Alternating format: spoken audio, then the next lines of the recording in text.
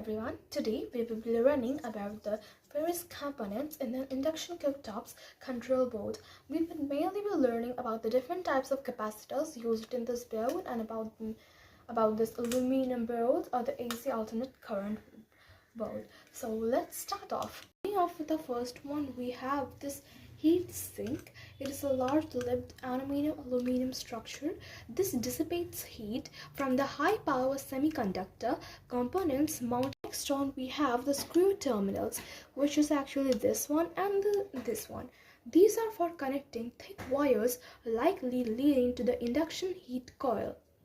Next on, we have this AC input terminals, which is this one is ACL and this is ACN. So this stands for alternate current neutral line and this is alternate current line.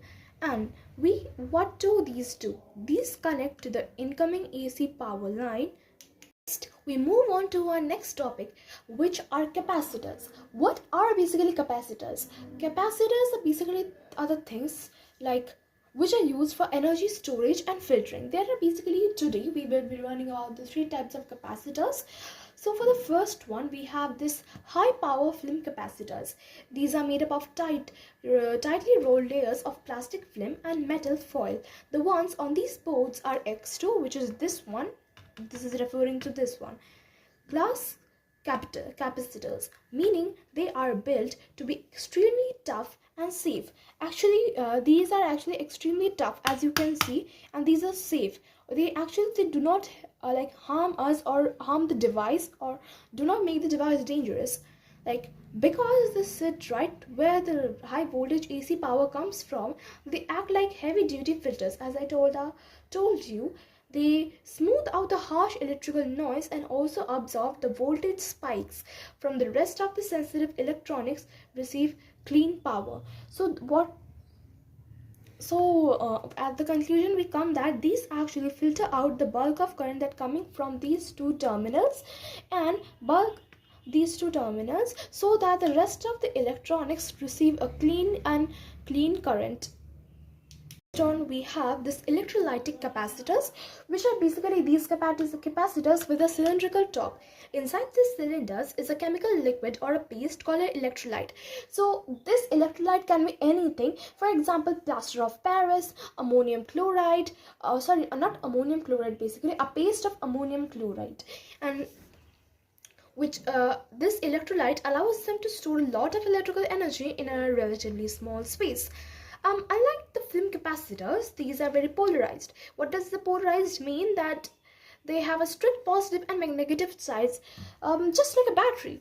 What do they actually do? So once the high voltage wall power is stepped down, so after they are stepped down by this capacitor and converted into a DC power, the type of power that microchips use, these act as bulk storage tanks. If there are any clips or ripples in the electrical current, these capacitors quickly release their stored energy to fill up the gaps, keeping the voltage perfectly steady for the IC chip of the board. Or IC chip, or you can say the brain of the board, basically in common language. Now, next one we go to mylar or polyester film capacitors. So what are these? These are actually the small green pill-like structures. They are usually located beside the microchips or the sensors. So what are these? These are much smaller capacitors than those electrolytic capacitors and use the polyester film as the storage medium.